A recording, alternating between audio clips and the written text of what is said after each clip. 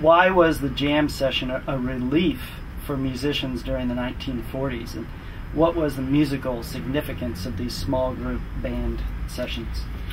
The jam session was a kind of place of enlightenment, not unlike the way I described New Orleans in the 60s when I went there as a kid. In the jam session atmosphere, first of all, it was completely integrated. Nobody was looking over your shoulder. You got to play with if you were a young white musician, you got to play with your idols who were black.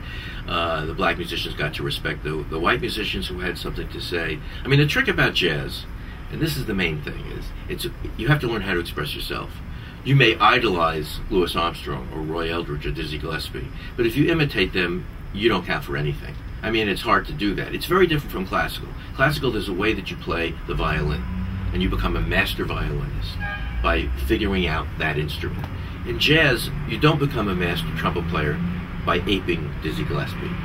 You can learn from him, but you have to figure out a way to make the trumpet express you. You have to have your own sound. That's what, as a kid, the most fascinating thing to me of all about jazz was that after listening to a few records, I'd say, wow, that's Coleman Hawkins. I knew, or Lester Young, or John Coltrane.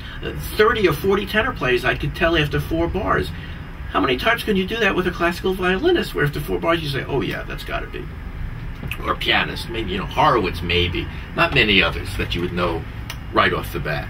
So I love that about it. Now, in the jam session, they really get to be themselves. The white guys show off what they can do, the black guys, and they're playing together and they're learning together, but they're also impressing each other. There's a competition that goes on in the jam session. And that's one of the things that makes it really exciting. It's not like, oh, let's play a lovely version of Body and Soul. It's also, did you hear what Roy Eldridge just played? How are you going to follow that? You better follow with everything that you've got. So as they're impressing each other, as they're getting better and better, they're throwing in stuff. They're doing harmonic substitutions that aren't in the piece, that are way out. They're doing all kinds of things, and everybody else is picking up on it, because that's the level of musicianship we're talking about. So one guy does something, and does something, I don't know, in B natural, the devil's own key, and suddenly everybody's saying, well, I better learn how to play in B natural. It's not all going to be about B flat and F. So they're playing in more sophisticated keys or more unusual keys. They're playing different range. They're competing. They're getting better. They're moving the music forward, and all of this eventually leads to that kind of excitement that ultimately generates the next great movement, the so-called modern jazz or bebop movement. Because a lot of the things that they came up with that sounded so bizarre, they really figured out in the context of jam sessions. And eventually, jam sessions became something that you could market. You took them out of the after-hours clubs, and you could actually put them on stage. Town Hall became famous for Eddie Condon conducting jam sessions. And the Jazz at the Philharmonic in the 1940s and 50s were essentially stage jam sessions, where, you brought out all these stars, nothing was pre-planned. They'd look at each other and say, sometimes I'm happy, or sometimes I'm happy. And then they'd play it maybe for 10 or 15 minutes. And you don't know what's going to happen. Charlie Parker comes on stage. They're doing Lady Be Good. Pianist plays the theme. Ba-da-da-da-da, ba-ba-doo-ba.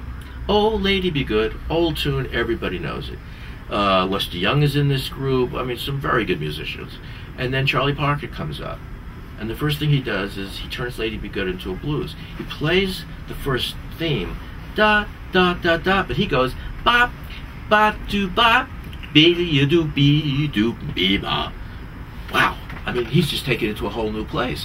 Well, that solo was recorded and it was broadcast, and there were literally thousands of young musicians all over the United States who heard that, who imitated, who memorized that solo. Memorized it. So all the licks in that solo, they weren't licks when Charlie Parker played them in 1946. They became licks. Everybody memorized them. Those licks became part of the language of modern jazz. And these kinds of things happen to jam sessions all the time. Fortunately, quite a number of them are films. You can actually see this kind of magical thing happen.